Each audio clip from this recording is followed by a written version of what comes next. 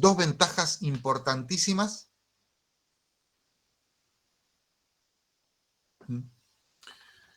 que son, primero, el poder acceder a cualquier programa del lugar donde estoy, con un solo comando. Entonces, yo para acceder al ls, no tengo que ir a la carpeta ls, donde está el ls, sino que pongo ls en cualquier lado y esto me lo encuentra. Esa es la primera ventaja. La segunda ventaja es que no tengo ningún programa que me esté consumiendo memoria o recursos sin que yo lo controle. Puedo tener un montón de lo que llamamos demonios, esos programas que ya están creados que nos permiten la utilización de la máquina, pero no tenemos los programas que necesitan interfaz gráfica, que están consumiendo información, ciclos de reloj y demás. Por ejemplo, el servicio de fax, ¿no? En Windows, fíjense si no tienen un servicio corriendo que sea para fax, ¿no? Búsquenlo en sus servicios de Windows, a ver si tienen algún servicio que diga fax. Y después pregúntense cuándo fue la última vez que en su máquina mandaron fax o recibieron un fax, ¿no? Entonces tenemos varios servicios corriendo en Windows que están totalmente obsoletos, que en la interfaz gráfica, en Linux, también podemos correr servicios inútiles, ¿no? No sería algo productivo, pero lo podemos tener. La mayoría de los Linux no lo tienen. Ubuntu tiene algunos servicios que corren, sobre todo el que tiene Genome con todas sus animaciones, pero necesita una máquina y es para una experiencia de usuario. Entonces, la línea de comando lo que nos permite es usar pocos recursos y acceder a cualquier programa en cualquier lugar en donde me encuentre. Para poder acceder a cualquier programa en cualquier lugar que me encuentre, ese programa tiene que estar público, tiene que ser accesible y tiene que estar en un lugar donde yo haya marcado que es una ruta pública. Para marcar que es una ruta pública, la tengo que poner dentro de las rutas públicas de mi sistema operativo. Eso se hace tanto en Linux como en Windows, ¿no? Lo que pasa es que en Windows ustedes no están acostumbrados a agregarle path a sus aplicaciones, porque la mayoría cuando se instala ya se agrega el path, o no es necesario, porque ustedes para correr el programa le van a hacer doble clic a un icono. Y cuando le hacen doble clic a un icono, lo que están parándose es en la ruta en donde se encuentra el programa y van al archivo ejecutable. Así que el tema de tener un icono de acceso es simplemente pararme en la carpeta donde está el programa y llamar al programa ejecutable. Eso es un icono. De la línea de comando nosotros lo podemos hacer también. Podemos ir a la ruta donde está el programa y llamarlo. Pero si lo ponemos en las rutas públicas, lo agregamos. No sé si alguno tuvo que hacer eso en Windows, pero lo van a tener que hacer, ¿tá? Durante la cursada van a trabajar sobre varias tecnologías, llámese Angular, React, MongoDB, aplicaciones Node, ¿no? Node.js, en las cuales van a tener que agregar esos paths para después en la consola poder poner un comando, por ejemplo, para la base de datos Mongo, ponen MongoDB y le abre la base de datos, no importa dónde estén, no importa en qué su directorio estén, como ese path es público, todo lo que esté en ese path yo escribo y me lo va y me lo busca automáticamente. Entonces, la línea de comandos es nuestra herramienta principal para ahorrar recursos. Si hay alguna consulta. No, fue sin querer, profe, perdón. Perfecto.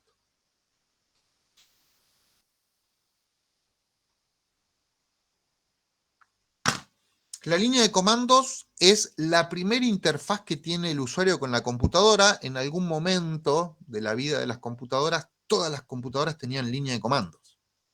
Y no había otra forma de acceder que la línea de comandos. Por ejemplo, arrancábamos las máquinas con un CD, un disquete, que era booteable. O sea, teníamos que agarrar un disquete común y hacerlo booteable. Con ese disquete arrancábamos la máquina, no teníamos dos disqueteras, había una única disquetera. Imagínense que no había disco rígido, ¿no? Entonces ustedes ingresaban un disquete, ese disquete cargaba las utilidades mínimas de su sistema operativo, y a partir de ahí podían ingresar otro disquete, ¿no? Y ejecutar el software que querían ejecutar, por ejemplo, editores de texto como Professional Write, WordStar u otras empresas que fueron morfadas por Microsoft, o algún jueguito. Entonces uno se ponía el disquete del jueguito y se cargaba en memoria, según la memoria que tenía, podía cargar distintos juegos, ¿no? O uno solo, y ahí empezaba su sistema, pero siempre línea de comandos.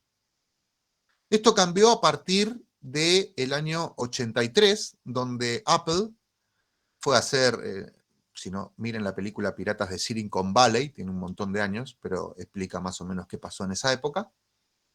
Entendió que lo que hacía Xerox, que era una interfaz gráfica para manejar sus impresoras, donde apretando unos botonitos ya accedían a la funcionalidad, no tenían que tirar comando ni nada de eso, se dio cuenta que haciendo una interfaz de usuario podían mejorar, ¿no?, la interacción con el usuario. Para eso tenían que tener una programación robusta, saber dónde está parado, todo el tiempo dibujando pantalla, está todo el tiempo dibujándose su monitor.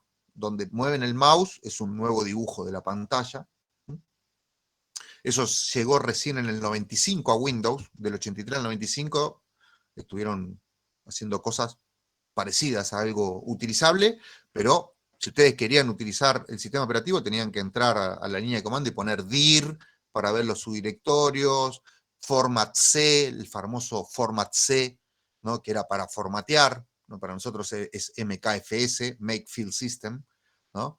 Pero en esa época era format C porque todos tenían un DOS, que era el sistema que venía, que el predecesor a Windows, ¿no? Entonces, este formato de trabajo existió siempre, pero para los usuarios finales se le agregaron las ventanas.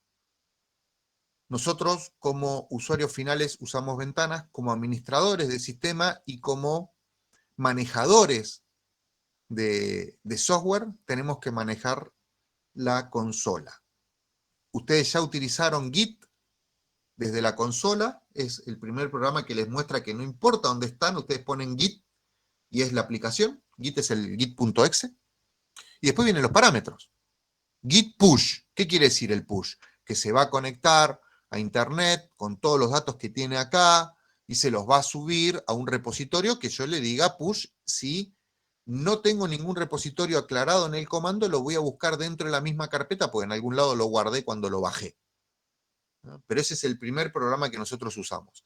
Y con el Git ya entendemos que sin la consola tenemos que instalar una aplicación que consume muchos recursos, que está corriendo todo el tiempo, que tiene un montón de botoncitos y que cada vez que aprieto un botón hace lo mismo que yo poner git commit -m y le pongo el mensaje, lo mismo que apretar el commit, que me aparezca una ventana emergente, que me diga cuál es el mensaje, cuáles son las observaciones, otro botón para aceptar, otro botón para agregar y otro botón para enviar con suerte, ¿no? Porque por ahí son más botones, más configuraciones. Terminamos apretando, pónganle, entre 5 y 12 botones, botoncitos, para lograr subirlo. Cuando en la línea de comandos es flechita para arriba para buscar el git add, punto, enter, git commit, cambiarle el mensaje, darle enter, git push, enter. Entonces, la velocidad que yo tengo para hacerlo por la línea de comando es superior y tengo mayor control que hacerlo desde una interfaz que me muestre los botoncitos de Git. ¿Es más cómodo? Sí, es más cómodo.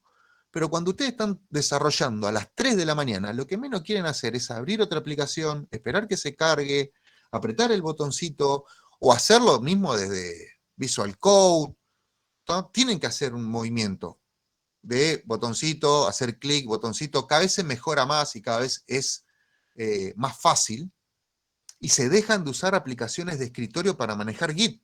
O sea, ¿pueden tener una aplicación de escritorio para manejar Git? Sí, es re cómoda, Viene alguien que lo maneja por consola y te saca 10 cuerpos de ventaja. Literal, porque vos estás usando un botoncito, estás usando un jueguito para guardar tus archivos en GitHub, mientras que el otro sabe cómo usar la consola. Y por ahí sabe 4 comandos nomás. Git add, git commit, git push y git status. Y no sabe más. Pero ya es un genio comparado a vos que estás apretando botoncito y no sabés qué pasa. Entonces, no solo tiene las dos ventajas de utilizar recursos de manera más óptima y de poder acceder a cualquier aplicación, sino que al que lo entiende y al que lo maneja, le da un skill más, porque dejó de ser un simple usuario y ya está trabajando sobre la línea de comandos. ¿Ah? Durante la cursada ustedes van a trabajar todo sobre línea de comandos, así que la consola y nuestra línea de comandos va a ser algo que tienen que saber total y completo, porque en el parcial lo que van a tener que hacer es total y completo todos los pasos para una nueva máquina con un nuevo disco rígido, con un nuevo formato y todo lo demás. En este apunte, bueno, acá tienen el comando ls, el primer ejemplo, ¿no? Y después tienen una serie de comandos. El primero es el man, que nos muestra los tipos de manuales, cómo acceder. Algunos comandos los vamos a ir profundizando en las clases que viene, otros ya los vimos. More, less, cat, la redirección de los comandos. Pipe lo vamos a ver después. Pero pipe significa pipeta o caño o cañería, ¿no?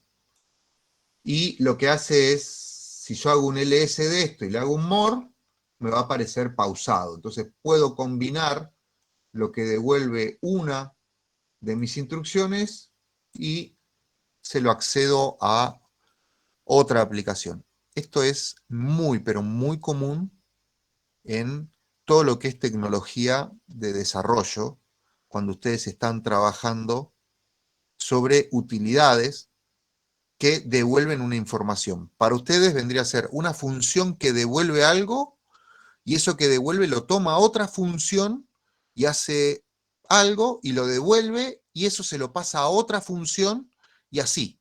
¿Ah? ¿Cómo haríamos para que una función, su resultado directamente se lo pase a otra función? En programación es llamar a la función, hacerle un return a esa variable y esa variable pasársela como parámetro a la siguiente función.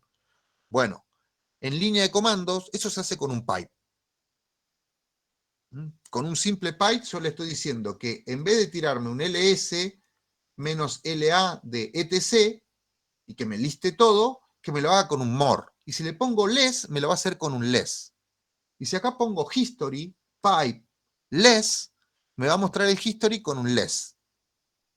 Y si yo al history le quiero filtrar los comandos que usaron ls, hago un history pipe, le hago un grep, que es para filtrar, con la configuración, y después le pongo un more para mostrar en forma pausada todo lo que me hizo el grep del history. Entonces voy a tener varios comandos utilizando pipe. Nuevamente esto lo vamos a practicar tanto el pipe como el ampersand. El ampersand cuando veamos paquetes, el upgrade y el update, cómo utilizarlos al mismo tiempo. Estos comandos ya los vimos.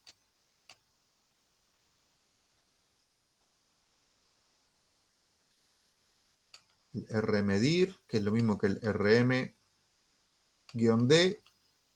Como ven, esto mismo que está acá es lo mismo que está en el man, ¿no?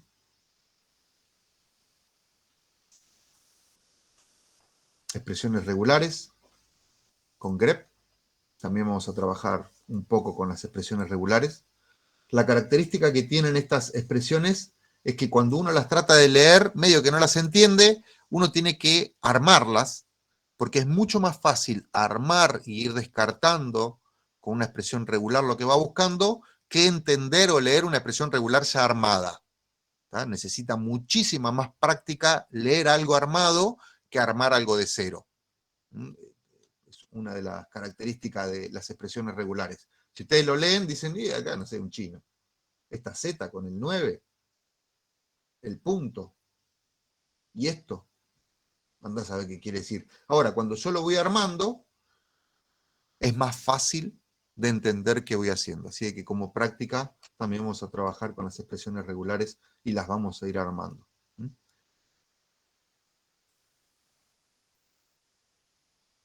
Van a ver que para Unix hay varios shell. Cada shell tiene características particulares, ¿no?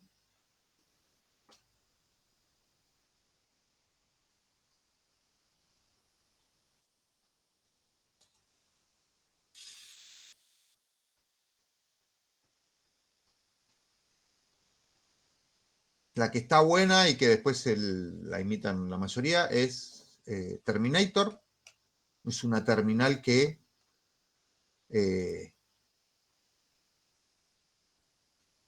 nos permite trabajar con una interfaz multiusuario que sea transparente, que tenga varias consolas abiertas con varios usuarios, ¿no? Todo en lo mismo, y aparte nos permite tener todo el poder de cualquier otra consola. O sea, es lo mismo que la Git Bash, pero con muchísimos más features que me van a permitir una interfaz más amena al usuario, ¿no? Y acá tenemos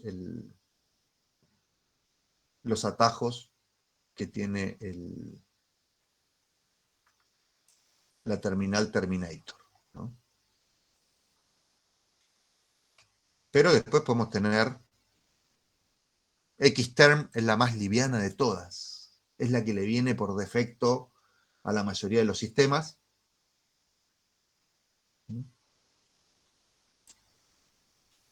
Y es de ventana X Windows System. Que tenga la palabra Windows no quiere decir que sea de Microsoft. Windows significa ventana y el sistema de ventanas X es el sistema más liviano de interfaz de usuario al consumir menos recursos que los demás. Entonces, lo que son las shell, ustedes van a tener por defecto la Git Bash, porque van a instalar Git sí o sí. Después van a tener la del sistema. En Windows van a tener CMD y PowerShell. Lo loco que hay cosas que andan en PowerShell y cosas que no andan en PowerShell, y hay cosas que andan en CMD y no andan en PowerShell, ¿no? Y eso nos va a pasar en los cuatrimestres que viene, cuando empecemos a trabajar con framework, y ustedes digan, che, pero en el PowerShell me da error, me dice que no tengo, no sé, permisos, acceso, y después lo tiran en el CMD y anda. Y te dicen, pero ese es el mismo sistema. Bueno, son dos líneas de comando distintas, son dos programitas distintos, a los cuales pueden utilizar las mismas aplicaciones, pero de distinta manera y con distintos privilegios. Así que los shell y las líneas de comando hay varias, y lo que nos permiten, es más, en algún momento teníamos un trabajo práctico en la presencialidad donde ustedes tenían que hacer en C una línea de comandos. Una consola, ¿y qué era? Era un programa en C que recibía argumentos y dentro de los argumentos hacían algo. Y como estaban dentro de C, podían acceder al subdirectorio donde estaban, podían acceder a cualquier archivo que estaba en ese subdirectorio y mostrar sus atributos a través de los atributos que tenía el archivo. Así que hasta nosotros mismos, si buscan cómo hacer una shell propia en C, imagínense que era un trabajo práctico que hacíamos ahí en vivo, en la clase, no lleva mucho, no es que van a tener estado 2 meses programando, con crear un programita, compilarlo y después ejecutarlo, ya van a tener su propia shell, ¿no? Después la interfaz de usuario se las regalo porque van a tener que programar bastante para que quede lindo. Por eso Terminator es la opción que siempre elegimos nuestros sistemas para tener ahí y trabajar con esa interfaz. Vim y Vim lo vamos a ver después. A Torvald lo investigamos después. Entonces, línea de comando, más allá de que es un tema de la clase de hoy, lo empezamos a ver de la clase 1 y lo vamos a terminar de ver en la clase 13. ¿Ah? O sea que lo vamos a ver durante toda la cursada a la línea de comandos. Que ahora vamos a hacer un par de trabajos sobre eso.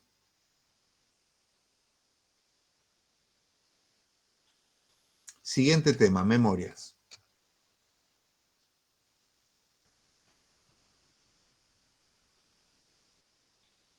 Bueno, desde el principio las computadoras necesitaron almacenar esa información. La primera tecnología mecánica fue las tarjetas perforadas de los telares de Jacquard, que Babbage los tomó para armar su computadora, su calculadora analítica. No la pudo desarrollar porque no le daba la tecnología, pero ya tenían pensado cómo almacenar información con agujero, no agujero, sí, no, 0 o 1, era lo mismo.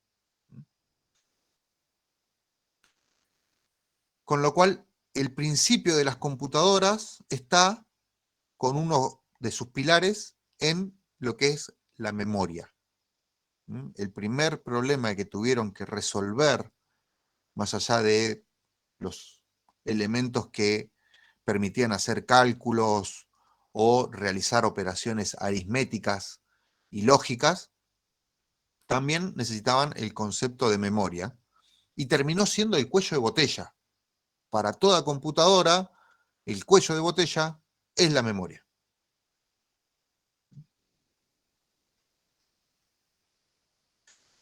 Los accesos, dice acá, el acceso tiende a ser secuencial y el acceso tiende a ser localizado. El tiempo de acceso de memoria es importantísimo. Para poder acceder a un punto de la memoria, yo tengo dos opciones. Una es que yo tenga una coordenada en la cual me pueda parar sobre un circuito y ese circuito sea leído, donde no hay ninguna pieza mecánica que pueda demorar la lectura. Acceder a A1 como una grilla o a Z3900 tiene que llevar el mismo tiempo. La otra forma de acceder es, en la realidad actual, no vamos a hablar de las cintas o de la tarjeta perforada, es por ejemplo un disco rígido, donde más allá de que ustedes tienen una coordenada, cabezal, disco, posición y demás, para acceder de un lugar al otro, tienen que mover mecánicamente un cabezal y hacer girar un motor de disco, que seguramente esté dando vuelta para evitar landizar el cabezal y que cuando ustedes van a leerlo, gira más rápido. Entonces siempre está leyéndose. Pero llega un momento donde ustedes están leyendo que lee una velocidad que levanta temperatura, ¿no? Entonces, ahí el acceso también es localizado, pero necesita una lectura y un consumo de tiempo mecánico para poder leerlo. Entonces tenemos los dos tipos de memorias que uno ya está en desuso. Si ustedes tienen el tipo de memoria que tiene un acceso mecánico, ya está en desuso. ¿Tá? Se dejó de usar hace varios años. Pasa que las máquinas se las siguen vendiendo con eso porque es como que viene de regalo. ¿Sí? Mandale este disco rígido de 1 tera, que es una carreta, pero la gente quiere información. No sé, dale el disco rígido. Eso cambió. Ustedes van a comprar una computadora de última generación o nueva y no tiene disco rígido, a menos que compren una que sale baratísima. Entonces, si sale barata, es porque tiene cosas que son lentas. Si no, tiene que salir un poquito más cara. Tampoco tanto, ¿no? Entonces, ese tipo de memoria, que es de acceso donde yo tengo un lugar para acceder a uno o Z3900, tarda lo mismo. Ese tipo de memoria es la que nosotros tenemos desde el microprocesador hasta la memoria RAM. Y si ustedes le ponen un disco rígido sólido, se extiende hasta el disco rígido sólido. Si no, queda ahí en la memoria RAM y después empieza la mecánica.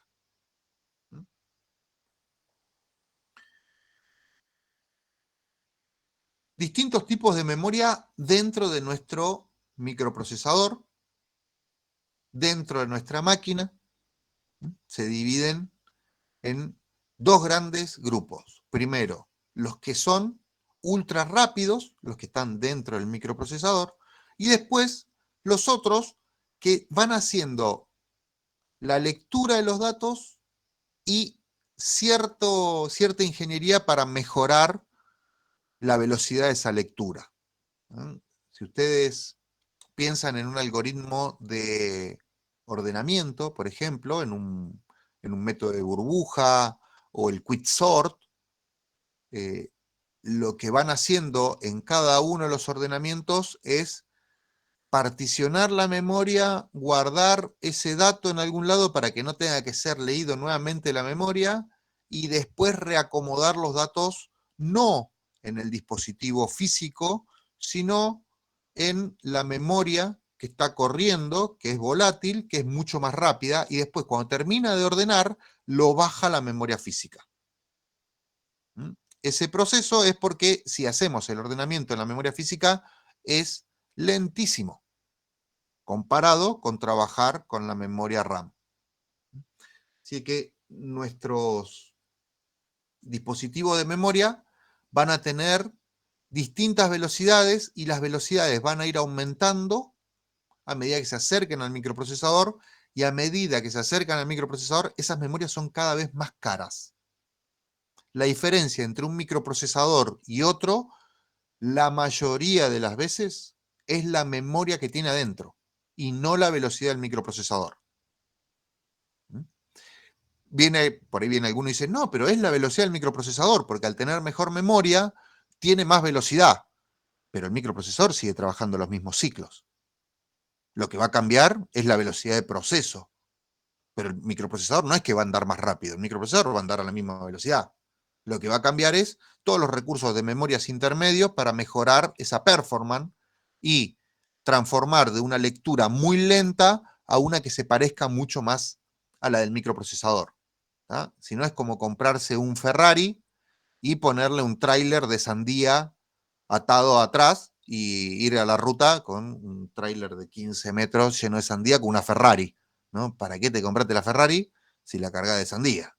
¿No? Entonces, tiene que haber un proceso que me permita acelerar eso. Alguien que me dé una sandía, la pongo sí, la testa rosa. La pongo en la Ferrari, mando a la Ferrari que vaya hasta donde tiene que ir y volver, y me parece que es más rápido mandarle a una sandía que cargarle Ferrari y que arrastre un camión a 20 kilómetros por hora para llegar, no sé, a Santa Teresita, a llevar sandías. ¿No? Entonces, ese es el proceso que hacemos en memoria para acelerar las lecturas de nuestra memoria. Bueno, acá habla de la capacidad y que son más costosas. Vamos a empezar por los registros del CPU. Acá dice algo importante, dice el número de registros de CPU y sus usos dependen directamente del diseño arquitectónico del CPU mismo.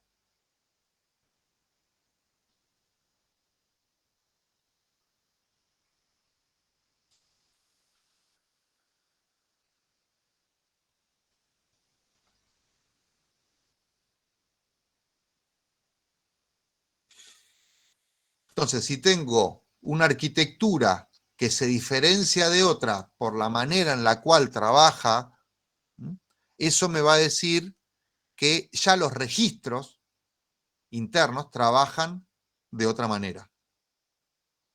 En una estructura RISC tenemos las instrucciones de máquina y las instrucciones de ejecución.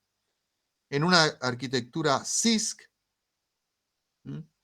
tenemos las instrucciones de máquina, la conversión del microcódigo, la transformación a microinstrucciones y la microinstrucción en ejecución. Las microinstrucciones están dentro de la memoria ROM de control y son la inteligencia de la máquina. Según las microinstrucciones por minuto o por segundo que ustedes ejecuten,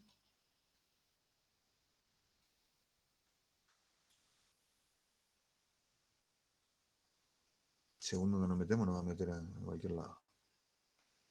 Personalidad mayor, no.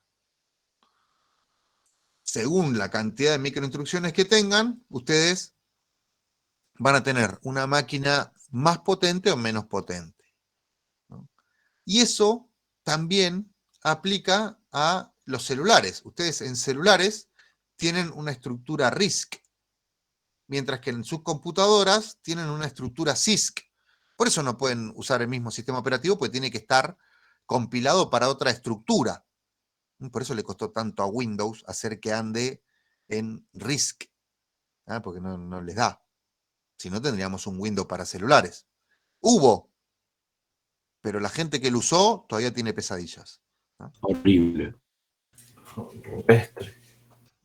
Horrible. Nunca, ahí se dieron cuenta que no hacían sistema operativo, sino hacían consola de juego y sacaron la Xbox y todo eso, Kinect y demás.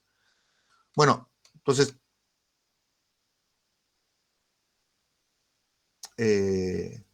cada uno tiene sus ventajas, ¿no? Y sus desventajas. Si nosotros queremos usar pocos recursos, siempre le doy un ejemplo en el aula. Imagínense que nosotros estamos en una estructura CISC, ¿no?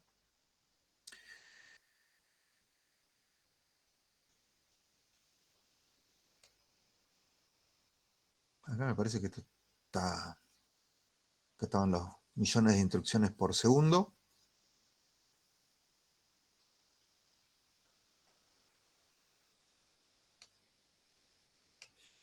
Este cuadro sinóptico puede ser que esté mal. Significado: computadoras con un conjunto de instrucciones complejo. Para mí está al revés. Alguien le erró en esta página. Porque RISC es reducido y CISC es complejo. Y acá dice exactamente eso, pero después abajo dice otra cosa.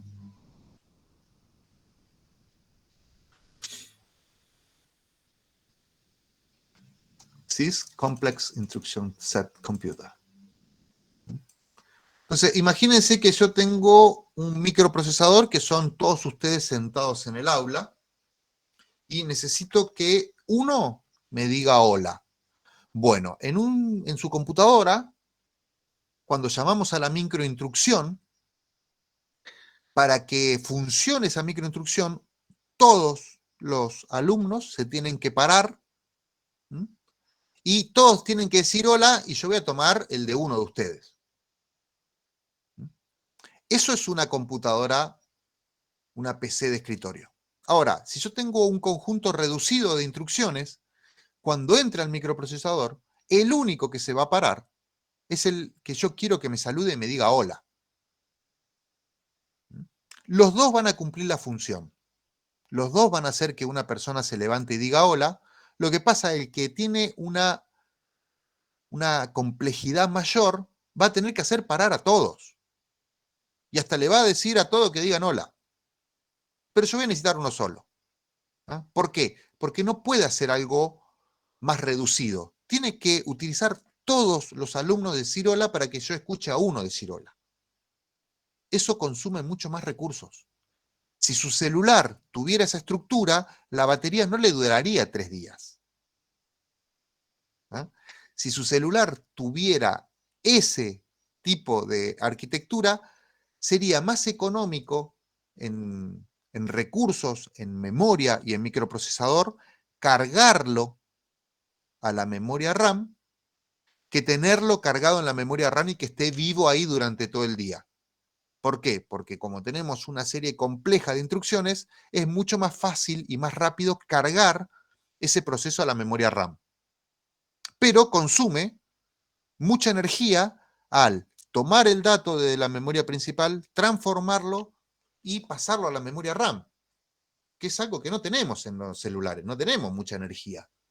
Es preferible tener latente en la memoria RAM los programas que vamos a utilizar, porque es más performante tenerlo en memoria y llamarlo que volverlo a cargar por la arquitectura de su microprocesador, porque es una serie reducida de instrucciones. Así que ahí tenemos la diferencia entre el uso de los registros. El cambio de un registro de un microprocesador únicamente se puede hacer si alguien cambia la arquitectura. Si no, no puedo decir, voy al negocio y le digo, señor, quiero un paquete de galletita y quiero 3 registros más para mi microprocesador, porque me parece que anda medio lento. No se puede. Porque los registros son el microprocesador. Son parte integral, según la arquitectura de von Neumann, de su microprocesador. Con lo cual, no se pueden cambiar.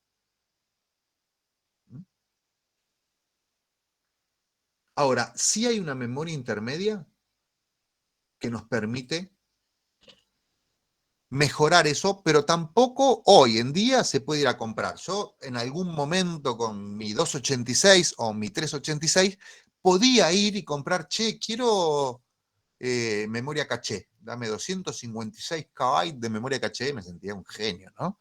Y le ponía la memoria, hasta podía comprar, en algún momento venían con un coprocesador matemático, que después venía integrado en los microprocesadores, que también se podía comprar por separado.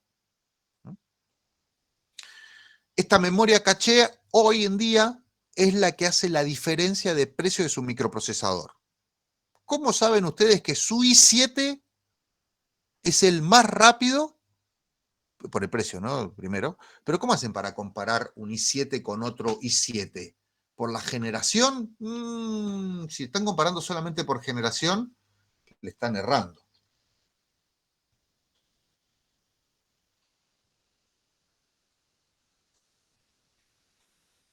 Profe, disculpa, la que es compleja que usa la computadora que se pagan los 30 alumnos, ¿cuál es? La Complex, la CISC. Acá tenemos un i3, un i7, acá tenemos un i7. Este le explotó la memoria, pero vamos a abrirlo igual. El MENTEST me permite testear la memoria, hace un test de memoria, pero aparte, la primera página del MENTEST, que vienen los pendrive de buteo de Linux, ¿no? Les da la información de su memoria.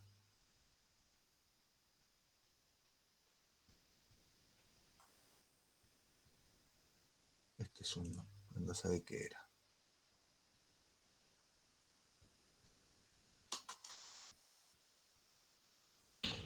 Vamos a poner AMD.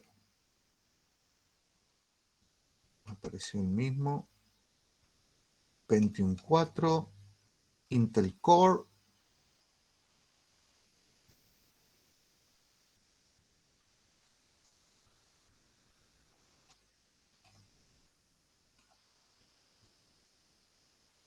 Esta no. Esta no. Estoy buscando alguno que me parezca con Ryzen. Para que vean por qué el Ryzen es más buscado por los gamers. Y por qué dicen que es más rápido.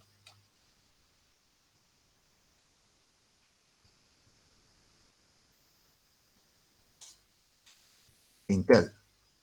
Es un i7.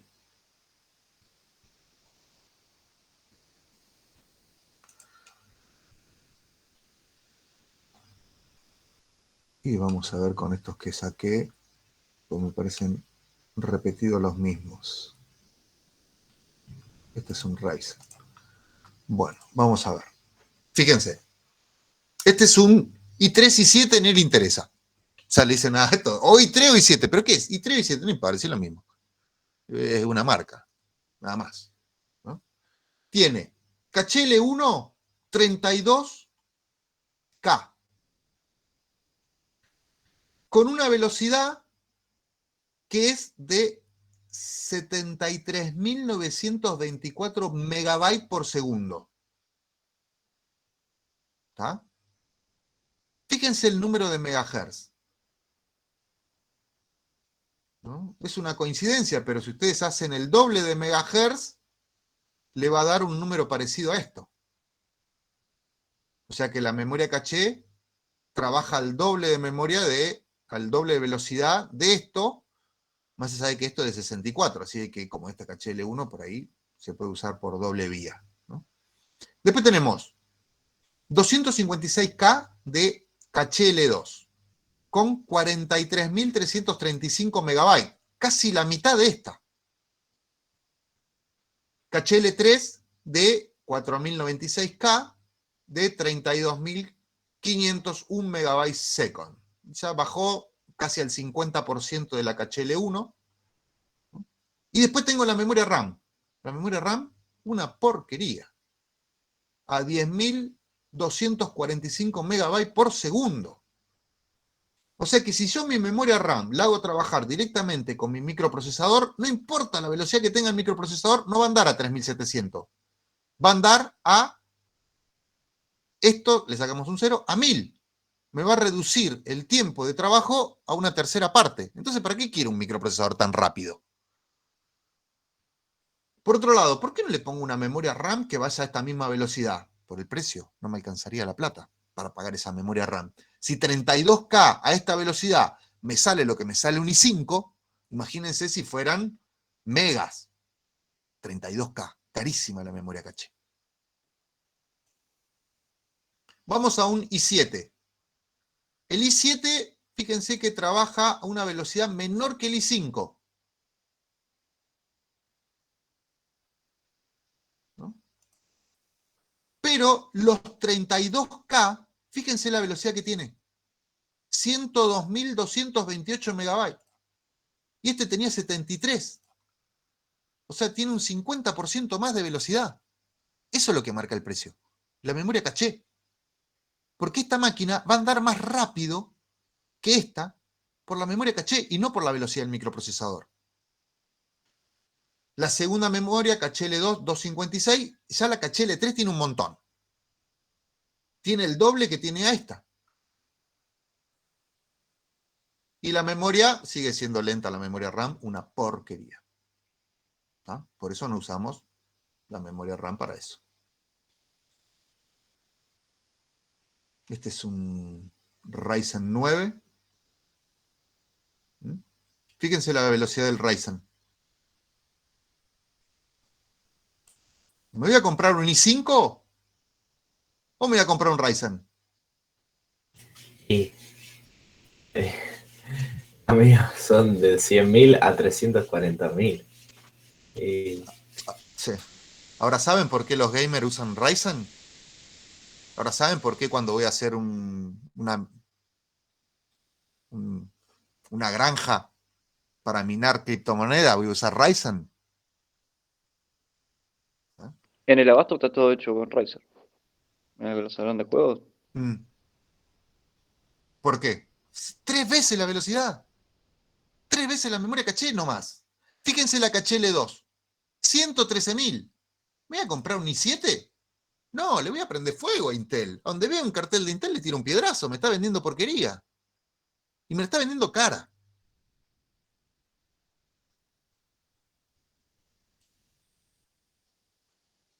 AMD Ryzen 7. ¿No? El clock 3200, no dice mucho. 96K. O sea, no tiene 32. Tiene el triple.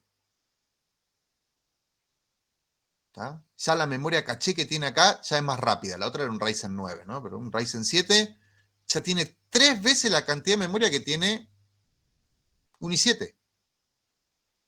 Aparte se te caga antes. Acá tenemos un Ryzen 5. Miren la velocidad del Ryzen 5. O sea, digo, che, ¿el Ryzen 5 es lo mismo que el i5? No, el Ryzen 5 es lo mismo que un i7 recontra, pero recontra zarpado. Un Ryzen 5 ya supera enormemente la memoria caché, que es lo más caro que tiene un microprocesador. La diferencia entre un iPhone y un Samsung es la memoria que tiene adentro. Lo más caro, aparte de la marca, ¿no? Que están pagando la marca de... Pero lo importante es la velocidad. Y la velocidad se la marca las memorias. En este caso, sabemos que Ryzen es mejor que Intel. ¿Ah? Fíjense la memoria. 64. Un Ryzen 5. Y la velocidad casi llega a 100.000. Y la segunda velocidad tiene la misma, fíjense, pero con más capacidad. La memoria RAM sigue siendo una porquería, porque la memoria RAM es la memoria RAM. Sirve para Ryzen, AMD, sirve para Intel. Es la misma porquería porque tiene que tener esa velocidad, porque tiene que tener un costo accesible. Ustedes no pueden ir a comprar memoria caché, pues sale fortuna. ¿Pueden ir a comprar memoria RAM? Sí. Y se la pueden agregar. Pero tiene una velocidad de porquería. O sea, la velocidad hasta ahora la da la memoria caché. ¿Qué pasa si aparte de esto nosotros le sumamos un disco rígido mecánico? Una carreta terrible. Si para colmo de todo esto nosotros no tenemos nuestra máquina acomodada, o tengo este Ryzen 9, ¿no? Tiene 64 GB de memoria, ¿no? No me dice ni la velocidad acá. Cuando tengo este Ryzen 9, le pongo un disco mecánico y ahí se vuelve todo una gran lentitud. Es un Ferrari con un camión de sandías atrás. Entonces, el Mentes les va a servir a ustedes para ver qué máquina tienen, y cuando van a comprar una computadora y se fijan la marca de la computadora y se fijan qué microprocesador tiene, tienen que ir a ver qué caché tiene. Si ustedes van por precio y van a comprar, no sé, una Dell con un Intel i5, con un Intel i3, que es una porquería, si ustedes van a comprar una máquina por velocidad, porque quieren que la prendan y la apaguen y se termine ahí, van a buscar Ryzen, no importa en qué máquina esté, no les va a importar la marca. Van a buscar, dame un Ryzen, no me importa. 7, si tenés el 9, Así que el microprocesador y el precio se lo va a dar la memoria y también la velocidad. Sí. Para jugar con la gomera hay que comprar los discos. Bueno. Memoria caché. Esa memoria que tenemos ahí, está toda la explicación de acá. Nosotros lo vamos a ver con este, que es el i3. ¿No? Bueno, en la memoria RAM yo tengo 4023 megas cargados, ¿no? De esos 4023 megas son distintos programas, interfaz de usuario y demás, ¿no? Por cada ciclo del reloj, esto va a tomar información para procesar algo del reloj. Supónganse que ustedes tienen un programa que ocupa 32 KB, que es el LS, supónganse, ¿no? Entonces ejecutan el LS. Del disco rígido va a pasar a la memoria RAM. Se va a leer una vez, va a demorar lo que tarda el disco rígido en leerlo. Pero 7200 revoluciones, ¿cuánto va a transferir? Bueno, cuéntenlo en segundos, ¿no? Eso lo va a transferir a la memoria RAM. Ese proceso es el más lento de todos. Transformar algo que está, supónganse en un disco mecánico, está físicamente en ferrite. De físicamente en ferrite tiene que pasar por una lógica, transformarlo en un pulso electrónico. Ese pulso electrónico pasa a la memoria RAM. En la memoria RAM ese pulso electrónico se guarda en uno de los flip-flop que tiene la memoria RAM, y de ahí se lo paso a la caché L3. Caché L3 ya no tiene megas, tiene kbytes, pero tiene otra velocidad. Entonces, de acá le paso los 32 KB a este. Este no borra todo, sino que agrega los 32 KB. Entonces viene acá y se lo pasa a la caché L2, a una velocidad de 43.335. De esa caché L2 se la pasa a la caché L1. El microprocesador va a estar leyendo el comando ls las veces que sea necesario, ¿no? Y lo va a hacer a esta velocidad. Ya pasó por toda esta serie de memorias para acelerar ese proceso y que el ls se lea de la caché L1. Entonces se lee. Y después yo quiero utilizar otro comando, el comando fdisk. El comando fdisk ocupa 64K. Entonces, el microprocesador va al disco rígido, lo carga en la memoria principal. En la memoria principal está cargado el LS y está cargado el fdisk, porque le sobra lugar si uno tiene 64 y el otro 32. Acá lo mismo, van a convivir los dos. Acá lo mismo, van a convivir el fdisk y el LS, pero en la caché L1 voy a tener que sacar el LS y utilizar el fdisk. ¿Ya? Y ahí mi computadora empieza a trabajar con el fdisk. Vamos. Ahora, es muy probable, o la probabilidad que ocurra es bastante alta, de que yo vuelva a necesitar el LS o que una parte del fdisk la necesite, porque acá voy a cargar 32K del fdisk, pero me faltan los otros 32. O sea, cuando termine de cargar la primera parte del programa y ejecutarla, el microprocesador va a pedir los otros 32K. ¿Y yo a quién se lo voy a pedir? ¿Al disco rígido? No. Se lo voy a pedir a la caché L2, que los tiene, porque no los borró. Entonces va a ser más rápido el proceso. No voy a tener que ir de vuelta al disco rígido, transformar la energía física en energía eléctrica, guardarlo en el flip-flop de la memoria RAM y hacer todo ese proceso. No lo hago más. Entonces, la segunda vez que utilizo el FDISC con la siguiente parte, va a estar acá. Entonces, hace un solo paso. Para eso sirve la caché. Y si necesito el LS, lo va a tener acá, en el de 256. Porque entraba. ¿Ah? Y así puedo seguir cargando programas. Puedo tener un programa que me ocupe 4096K.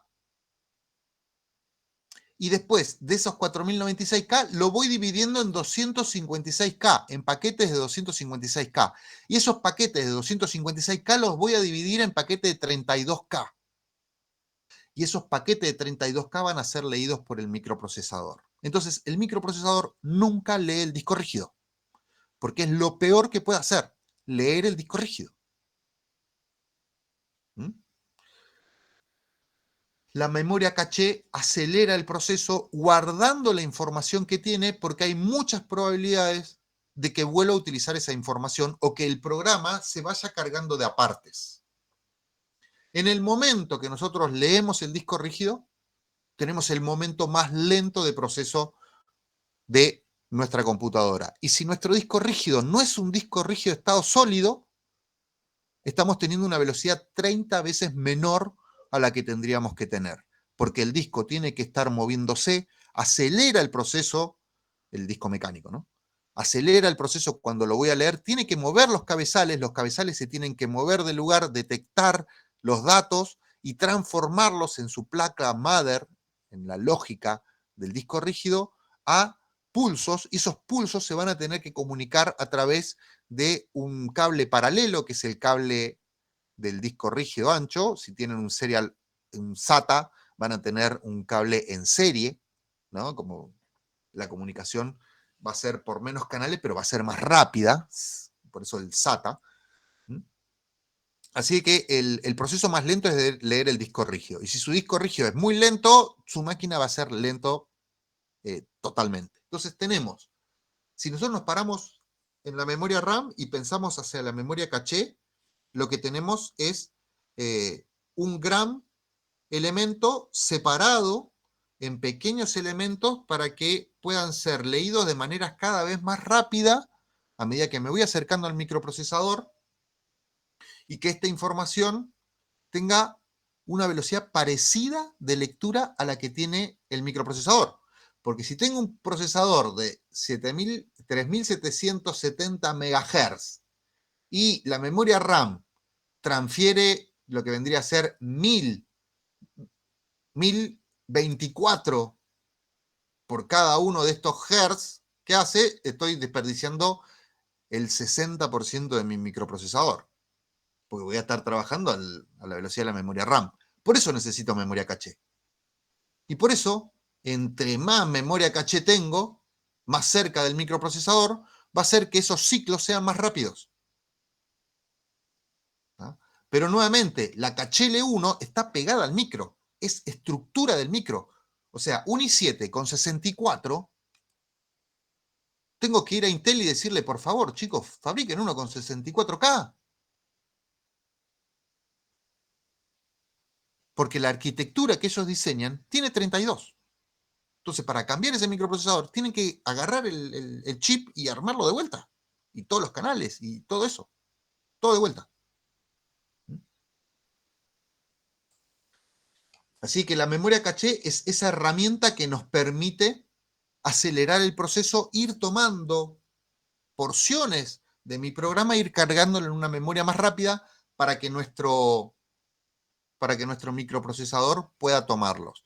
Como vimos, los niveles de caché, entre más cerca está del microprocesador, más cara es esa memoria, esos registros, tienen que tener una conexión ancha de un metal muy conductivo. Y sabemos que entre más caro es, más conductivo es, o es al revés. Entre más conductivo es, más caro es el metal. No sé, queremos hacer una conexión con oro y nos va a salir más caro que hacerla con cobre. ¿Ah? Pero va a ser muchísimo más rápida.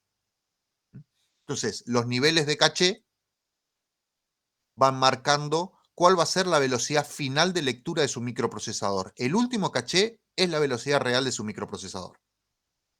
Porque es la velocidad en la cual va a leer. No me importa si tengo un microprocesador de 7000 MHz, si la memoria caché le va a permitir leer a 3000. No, no me importa, va a ser 3000 la velocidad, no 7000. Entonces, ahí tenemos todos los niveles de caché.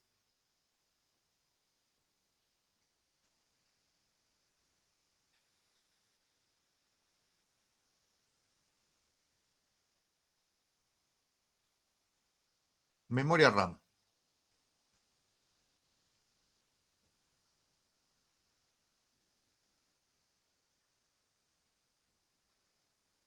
Esto, RAID, LVM. Este apunte lo vamos a usar después. Hoy vamos a llegar hasta la memoria virtual, memoria secundaria. Esto de sistemas de archivo.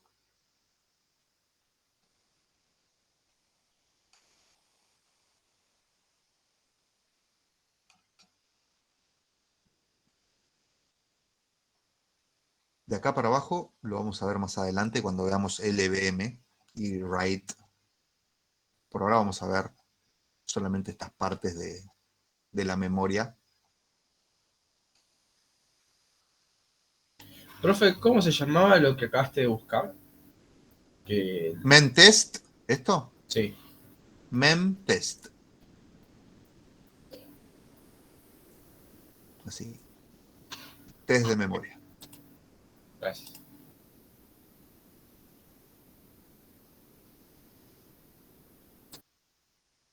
Memoria principal o memoria RAM. Bueno, con respecto a los tipos de memoria, ustedes lo habrán visto el cuatrimestre pasado en SPD, ¿no? Las memorias se dividían en dos tipos, memorias ROM y memorias RAM. Realmente esto es en la antigüedad, ¿no?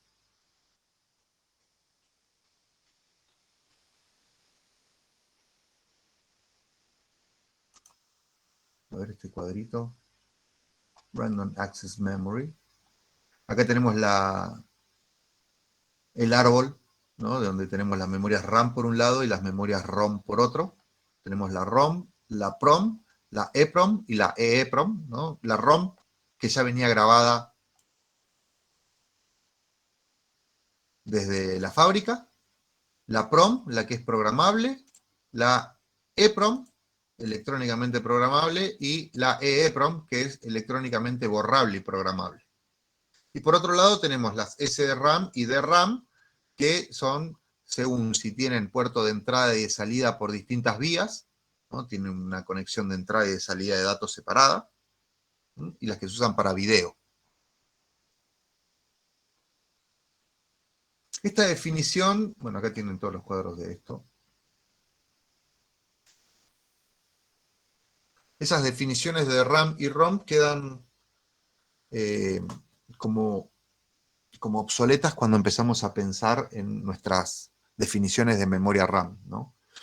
La principal definición de una memoria RAM, que está casi abarcando a todas las memorias, es que tiene un acceso aleatorio a los datos. Es lo mismo llegar al punto A1 que Z3900.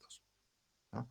Tenemos el mismo tiempo de acceso. Eso en un principio significaba RAM. Y ROM significaba que solamente podía leerla. Pero hoy en día tenemos memorias RAM y memorias ROM que cumplen las mismas condiciones. Todas son de acceso aleatorio y tardan lo mismo en ingresar. Y tenemos memorias ROM que cumplen hasta la misma funcionalidad que la memoria RAM, ¿no? La de almacenar información y poder accederla. Entonces, cuando vamos a buscar la definición de RAM y ROM,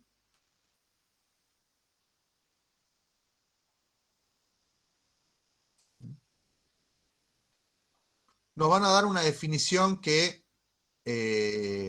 puede estar relacionada con el dispositivo mecánico, pero no con el término RAM que nosotros utilizamos. Para nosotros el término RAM vendría a ser reemplazado por lo que se llama memoria principal. Entonces, nuestra memoria principal nosotros la llamamos RAM.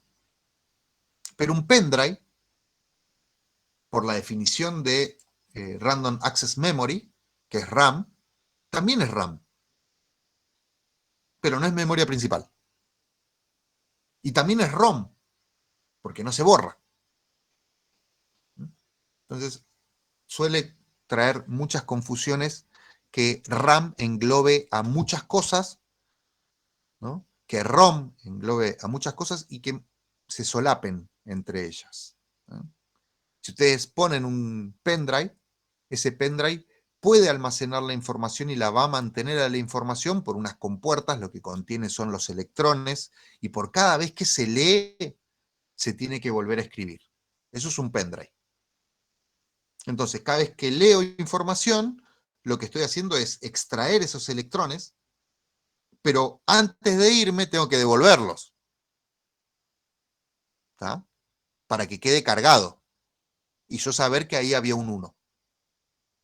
Eso tienen que hacer en un pendrive. Entonces, si ustedes están leyendo y lo desenchufan,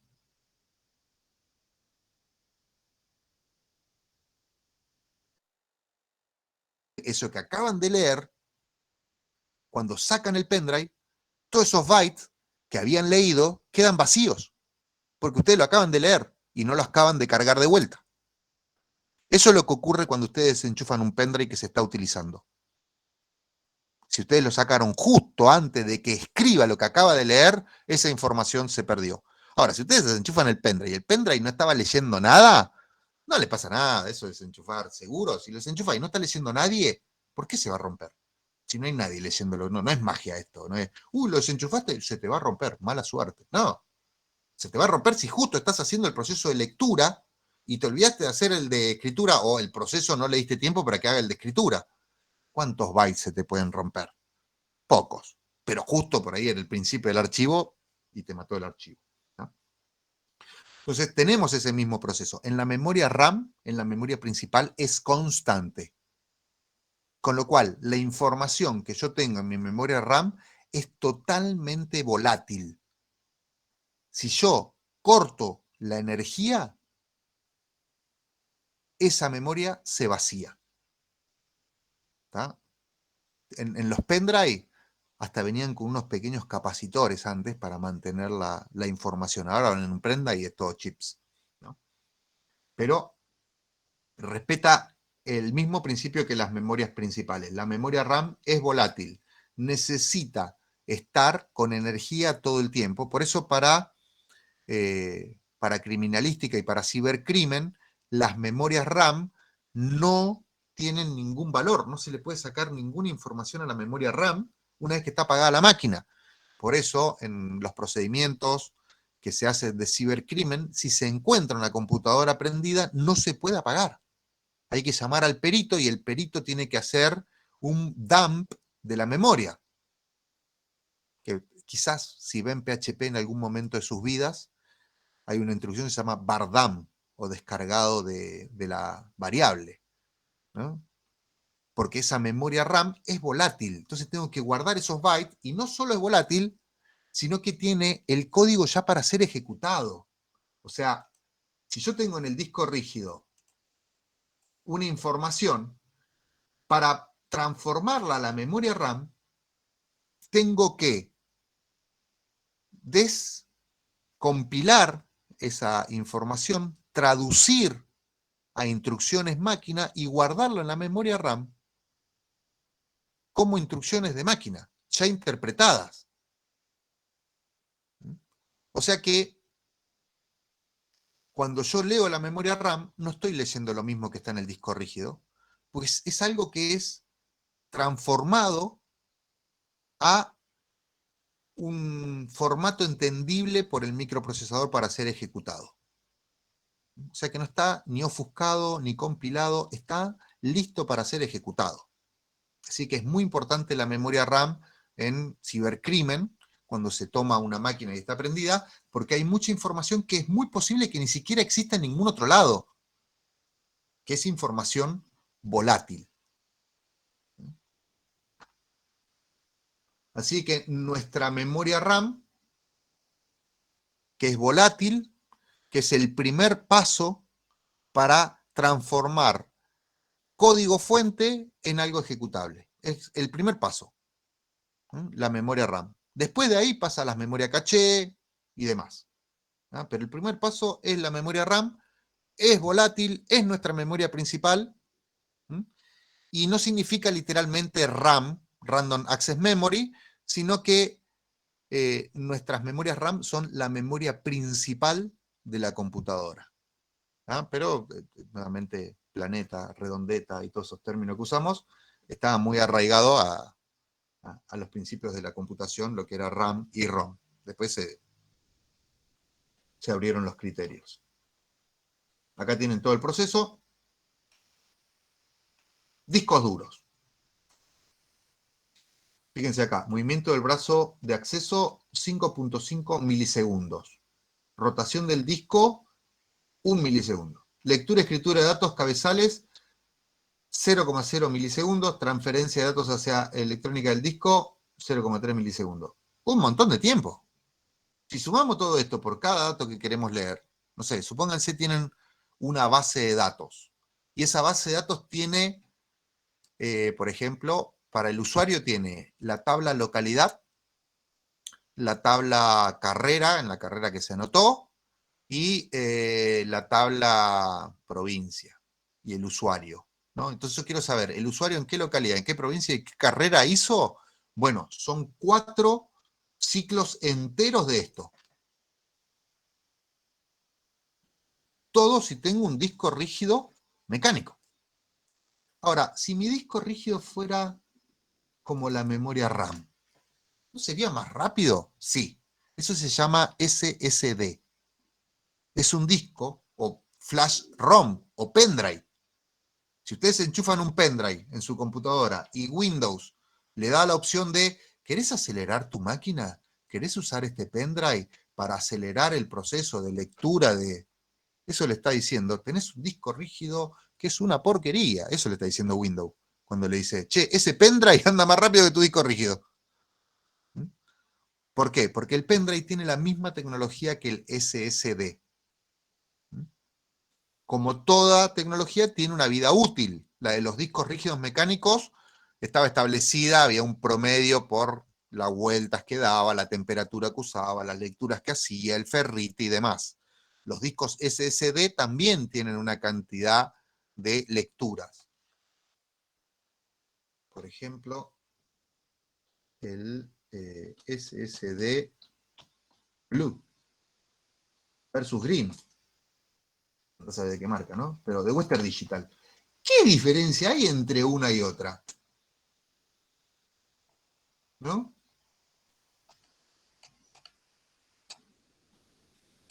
Me aparecen todas las propagandas. Acá lo mismo. Acá lo mismo. Capacidades, bueno, tienen la de 240 o 50. Velocidad de lectura. Lo mismo. Este tiene más capacidad, es el Blue. Velocidad de escritura secuencial. Ya acá hay un cambio. Velocidad aleatoria, velocidad de escritura, temperatura no operativa, la misma. Interfaz, resistencia. Y acá viene la diferencia. Resistencia. ¿Cuántas lecturas soporta? Este soporta 100 terabytes de escritura. Este soporta 40 terabytes de escritura. Este me va a durar un 40% de lo que me va a durar este. Esa es la diferencia entre un SSD y otro. No la capacidad, no la velocidad, sino cuánto le va a durar. ¿Cuántas lecturas pueden hacer? y es transferencia de datos. ¿Cuántos datos puede almacenar y cuántos datos de lectura, de transferencia? Si su disco rígido está siendo utilizado por un sistema operativo que no hace una lectura provechosa y lee, y lee, y lee, no le importa, y lee, y lee, y lee, esto se agota rapidísimo. Son terabytes. Rapidísimo es, no sé, 2 años. Si su sistema operativo usa sus recursos de manera óptima, un disco rígido SSD, 40 terabytes, divídanlo cuántos tienen que hacer, no sé, si 40 terabytes usan en un año. ¿Cuántos terabytes tienen que transmitir por mes? Esto lo dividen en 12. ¿Tá? Le da 3 y algo terabytes, ¿no? 4 terabytes, casi 4 terabytes. Eso lo hacen por día. O sea, esos 3 terabytes lo dividen en los 30 días del mes y eso le da cuánto tienen que leer y escribir de su disco rígido para que le dure un año. O sea, cuántos gigabytes tienen que transferir, leer y escribir por día para que esto le dure un año. Esa es la cuenta. La otra es hacer al revés. ¿Cuánto leen por mes? Por mes leo 1 giga. Bueno, ¿cuántos años me dura esto que tiene 40 terabytes de escritura?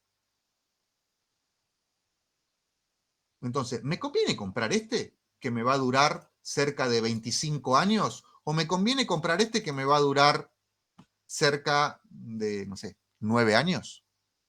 Y me compro este. Si dentro de 9 años no sé si voy a estar vivo. ¿Para qué voy a gastar plata en este si lo único que me cambia es la cantidad de vida útil? Entonces, ahí está la decisión de qué disco rígido voy a comprar, en la durabilidad. Después todo lo demás es lo mismo. No cambia nada. Cambia cuánto... ¿Y qué es lo que cambia entre la durabilidad de este y este? Los componentes internos y los electrones que van a ser almacenados por el dispositivo que los almacena y el desgaste que sufren esos electrones a ser leídos y escritos por cada uno de los procesos. O sea, es una cuestión física del material que utiliza el SSD. Entre más caro es y más resistente es el material que utilizo, más caro y resistente es mi SSD. Entonces, si ustedes tienen miedo de comprar un SSD porque sale más barato que otro, pasen y fíjense la duración. ¿Cuánto soporta? Y ahí se van a dar cuenta, hacen la cuenta y dicen, no, la verdad que prefiero comprarme uno barato que me va a durar, según esto, si transfiero, no sé, 1 giga por día. Todos los días me bajo películas y todos los días estoy transfiriendo 1 giga por día. Bueno, saco la cuenta y digo, lo que voy a utilizar, este me va a durar 5 años, me compro el disco rígido. Si todos los días no lo voy a tener prendida la máquina, y más de 5 años me va a durar. Ahora, si tengo un servidor que estoy transfiriendo y soy Pirate Bay y estoy transfiriendo película a todo el mundo, y este me va a durar. En 5 meses fundo el disco rígido. Porque terabyte estoy transfiriendo todos los días. ¿No? Así que nuestros discos rígidos son la última frontera de la velocidad. Si ustedes tienen un disco rígido mecánico, siempre les digo lo mismo, agarran el disco rígido, lo sacan, abren la ventana, tratan de que no pase nadie y lo revolean, porque no les sirve más que como pisapapeles. ¿Ah? O lo desarman y usan los imanes, que están buenísimos, de los discos rígidos para hacer cosas. Los discos lo usan como espejo y los imanes lo usan para pegar acá como en la mesa que tengo yo, cosas colgadas que son muy potentes. Sí, si le pones un M2, si tenés la tecnología en M2, vos decís, ah, mirá el maquinón que tenía. ¿No? Pero che, mirá, prende en 15 segundos y se apaga. ¿Qué? ¿Anda mal? Apreté el botón de apagar y se apagó, puse a apagar y eso... Y antes tenía que esperar que lea el disco rígido, que se acomode el cabezal, que haga tic, tic, tic, tic, tic, tic, tic, tic, tic, tic. Cambió totalmente. ¿Y cuánto sale un disco rígido? Nada. Lo más barato que ustedes tienen en su computadora es un disco rígido de estado sólido. Compran un disco rígido de 120 gigas y ya su máquina es un Ferrari. Porque lo que necesitan es velocidad. Ahora, si necesitan guardar 1 terabyte de fotos, video y película, se compran un carry disk, ponen ese disco rígido que sacaron, que era mecánico, y lo enchufan cada vez que van a leer o escribir datos. Pero después no lo usan para procesar. ¿Eh? ¿Y por qué no lo vamos a utilizar? ¿Por qué no debemos usar este disco rígido, el mecánico, nunca en nuestras computadoras? ¿Por qué? Y más si tenemos Windows.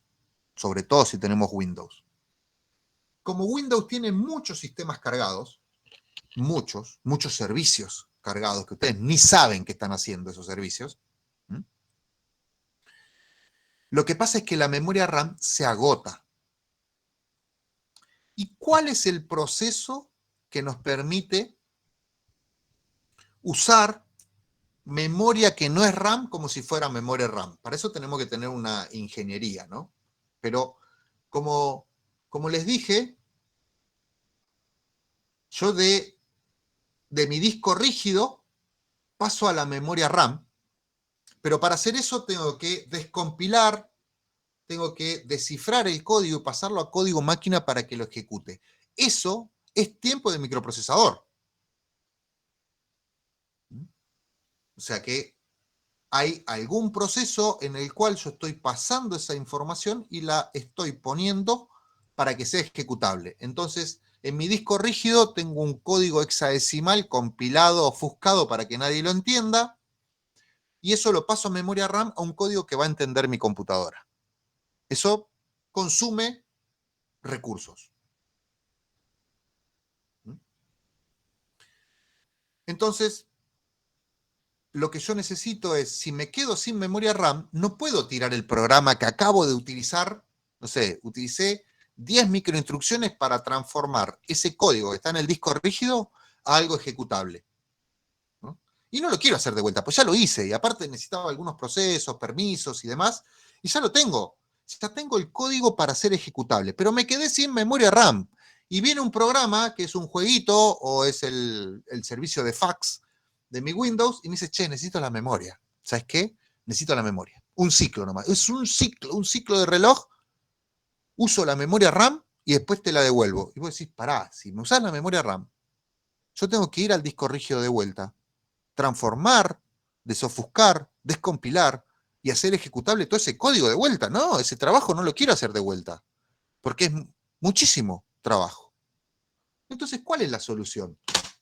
Entonces viene el sistema operativo y dice, todo esto que tenés en memoria RAM, tal cual como está, bit a bit, copia bit a bit, lo pasamos al disco rígido a un sector especial, en donde ese sector del disco rígido, en lo ideal, tendría que estar formateado muy parecido a el formato que tiene la memoria RAM, no al formato de archivos, no al C dos puntos o a el CD / mis aplicaciones, no.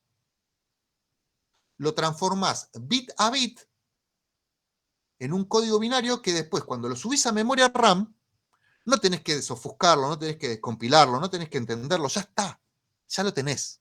Es como el proceso inverso de la memoria caché. ¿Tá? Acá cuando yo tenía caché de 32 y tenía un programa de 64, cargaba la mitad y la otra mitad la dejaba acá, ya preparada para cargarse. Bueno, acá es el mismo proceso, pero al revés. Lo guardo en un lugar más lento en vez de guardarlo en un lugar más rápido. ¿Qué hago? Tomo toda esta memoria y la guardo en un lugar del disco rígido para trabajar como si fuera memoria RAM. Entonces, cargo el servicio de fax se ejecuta, sale de acá, y cuando sale y quiero volver a ejecutar mi programa, que ya tenía antes en la memoria RAM, tengo que ir al disco rígido y cargar esos 4 megas de memoria, 4 gigas, 8 gigas, 16 gigas, lo que tengan, que estaban en la memoria RAM y los pasé al disco rígido, ahora tengo que tomarlos del disco rígido y pasarlo a la memoria RAM. Pero ese dato no es el mismo del disco rígido donde tengo instalada la aplicación, sino que es una porción especial. Eso se llama memoria virtual. Es una memoria principal que virtualmente está en el disco rígido físico. Eso quiere decir que cuando yo me quede sin memoria RAM, tengo la memoria virtual. ¿Y la memoria virtual qué es? Es ir al disco rígido y guardar la información. Nuevamente, si su computadora se está quedando sin memoria todo el tiempo, ¿no? Supónganse que ustedes tienen el Visual Code abierto. O como yo, que tengo esto, tengo acá corriendo un programa de Angular, y tengo, ¿no? Esto. ¿Por qué yo no me tarda, o el Visual Code,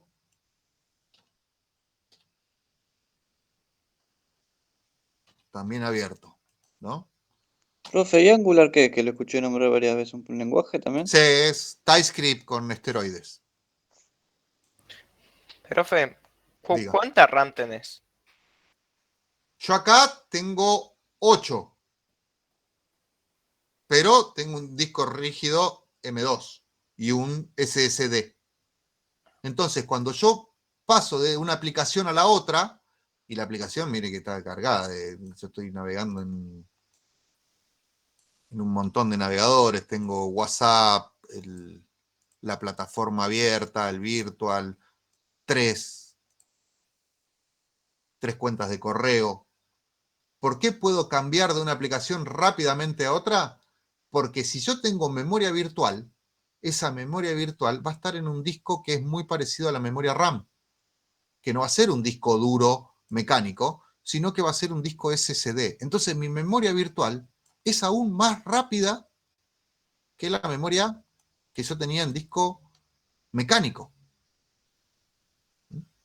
Entonces, ¿por qué mi máquina es lenta? Porque en los procesos de lectura interviene un dispositivo mecánico. ¿Tá? Y los dispositivos mecánicos no deberían existir. Toda la tecnología que tenemos en nuestras computadoras, en la historia de la computación, en la generación de las computadoras, desde las máquinas de cálculo, la invención del relé, la invención del transistor, de los microintegrados y del microchip y de cada una de las formas de almacenar información, siempre fue sacar lo mecánico del proceso, porque lo mecánico tiene una limitación de tiempo, no pueden hacerlo más rápido que su limitación de tiempo, no importa que sean milisegundos, es algo muchísimo más lento que una lectura de un electrón. Entonces, si yo tengo buen disco rígido, si mi último eslabón de la cadena de memoria es un buen disco rígido, mi máquina va a andar a la velocidad de ese disco rígido. Entonces, cuando volvemos acá, mi microprocesador anda a esta velocidad, pero mi máquina anda a la velocidad del microprocesador, del disco rígido. Porque ese es mi cuello de botella. Entonces, si ustedes se compran un Ryzen 7 y tienen un disco de 1 tera que es mecánico, su máquina va a andar a la velocidad del disco. Y cuando se queden sin memoria RAM, va a andar a la velocidad del disco. Entonces, nuevamente, la imaginación de ver un Ferrari con un tráiler atado de sandías, ese camión lleno de sandías, es su disco rígido mecánico. El primer cambio que tienen que hacer en su máquina no es la memoria RAM, no es el microprocesador, no es el mother. Es lo más barato que tienen para comprar, el disco rígido de estado sólido. ¿Está? Entre 3.000 y algo y 5.000 y algo está el disco rígido. Un SSD. ¿Está? Es la mejor inversión en su máquina. Va a andar, pero muchísimo mejor. ¿Está? Y no van a gastar un montón de plata en la memoria RAM, que sale 3 veces más que el disco rígido. No van a gastar plata en un microprocesador que sale 10 veces más que el disco rígido, y no van a gastar plata en un mother que sale entre 5 y 7 veces más que un disco rígido. La primera inversión que deberíamos hacer nosotros es el disco rígido para mejorar. Acá tienen todo el ejemplo de lo que hace la memoria virtual, ¿no? A medida que se va quedando sin memoria, cómo lo traspasa al disco rígido. Y es muy importante que su sistema operativo, ¿no?, tenga un sector, una memoria de intercambio, que tenga un formato muy parecido a la memoria RAM para que ese volcado bit a bit, copia bit a bit, sea performante. Así de que la memoria virtual la tendría que administrar el sistema operativo en una porción del disco rígido en la cual ustedes no tengan incidencia, que tenga un formato en particular y que no sea el mismo formato de sus archivos. Así que todos nuestros procesos terminan siendo evaluados por la velocidad de su disco rígido.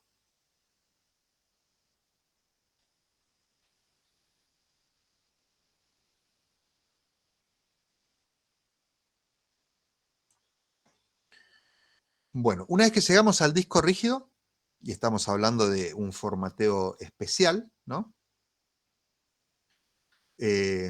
Acá hay una aclaración que decía...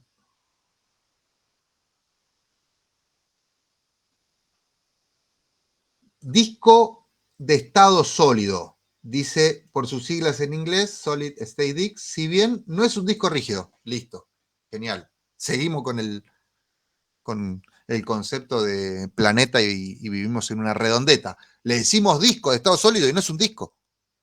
Es un flash ROM, nuestro SSD. Pero le seguimos diciendo disco, porque antes se fabricaban en una cosa que eran discos y unos cabezales en la antigüedad, ¿no?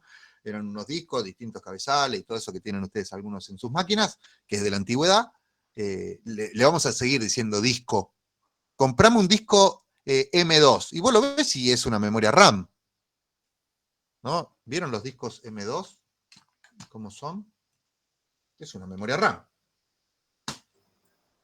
Es lo mismo que el botón de guardar siempre es un floppy disk. Claro. Porque viene de la época de cuando teníamos los discos flexibles, los discos blandos y el disco duro, ¿no? Este es un M2. Y le seguimos diciendo disco sólido. ¿Dónde ves que es un disco esto? Es una memoria RAM. Tiene los puertos de lectura acá, pero más que un disco sólido, es una memoria RAM. No volátil. Memoria RAM no volátil. Así se tendría que llamar. Pero se llama disco rígido y sólido. Y pero queda lindo disco sólido. Sí, igual que Planeta. Sí, queda lindo. Es exacto, ¿no? Ya. Estética. O CPU. Exacto, ya estás acostumbrado. Es como si tenés que cambiarle el nombre y. Nada, ya me acostumbré. Claro, dame un disco rígido que es una memoria RAM y listo. Para el marketing viene bien porque todo el mundo lo conoce así. Exacto. Claro. Cambiás el nombre. También, exacto, juntas generaciones, porque antes se llamaba así. Claro, sí. Seguimos llamando a las cosas como se nos recante, ¿no? Excelente. Excelente. Bueno, ¿y qué significa particionar un disco? ¿No? Esto de poder dividir en distintos sectores el disco rígido. Nuevamente, nuestros discos son una matriz, los SSD, memoria RAM, pendrive, son una matriz que en cada una de las coordenadas, dos cablecitos que se juntan, tienen un lugar donde almacena electrones. Para que nosotros podamos leer de ese lugar, tiene que tener un formato en particular para que nosotros podamos encontrar el puntero del archivo. Según el formato de ese disco, va a poder almacenar los archivos de cierta manera, va a desperdiciar información de cierta manera y va a organizar los datos de cierta manera según el formato. Entre más controlemos nosotros el formato y el particionado de nuestro disco rígido, mejor va a ser la performance. Si nosotros dejamos que todo funcione en una sola partición del disco rígido, eso va a hacer que nuestra performance sea menor, porque no tenemos sectorizada la búsqueda de los datos. ¿Ah? Nuevamente, dentro de los algoritmos de ordenamiento que ustedes van a ver, el más simple o el más rápido de todos, no por ahí el más simple porque es una llamada a sí mismo en las funciones, ¿no? Es uno que divide, que es el algoritmo que va dividiendo y ordenando lo que tenga por la mitad. Entonces siempre divide a la mitad hasta que llega a dividir todo donde son 2 elementos y después empieza a ordenar, y eso es un ordenamiento que es hasta 10 veces más rápido que el burbujeo, ¿no?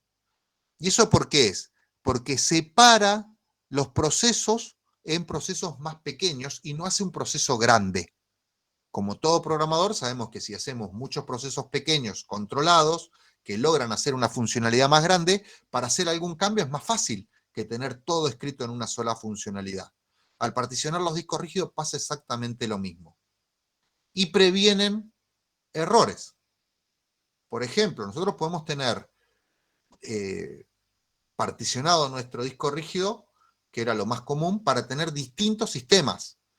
Puedo tener particionado el disco para tener un Windows, un Linux y algún otro sistema que se me cruce, o tener Windows Millennial, Windows 95, Windows 11 y Windows 10 en 4 particiones distintas, simplemente para ver cómo anda mi máquina en 4 Windows, o una partición más profesional o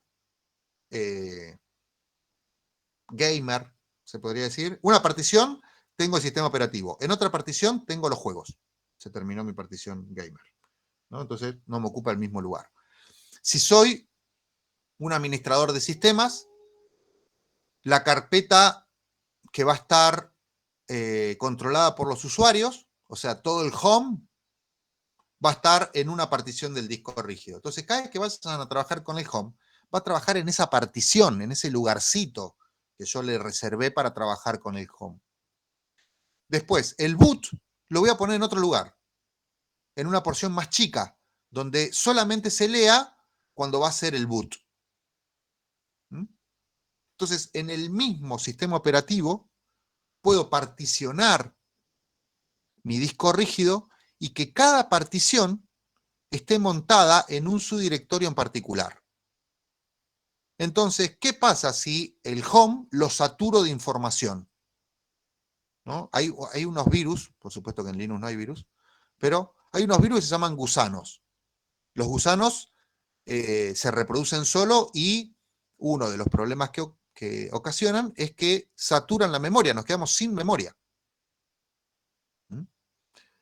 Ahora, si yo ese gusano lo pongo en un subdirectorio donde está limitada la capacidad para esa partición, lo único que me va a saturar es esa partición.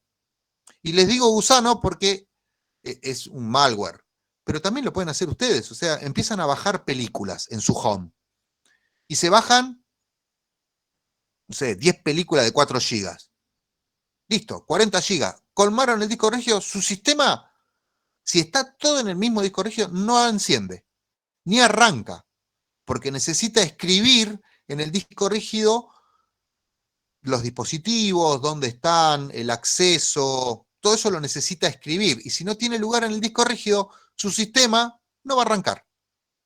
En cambio, si ustedes tienen particionado y en un lado ponen el home, por más que se sea en el home, el boot, está en otra partición que no está saturada.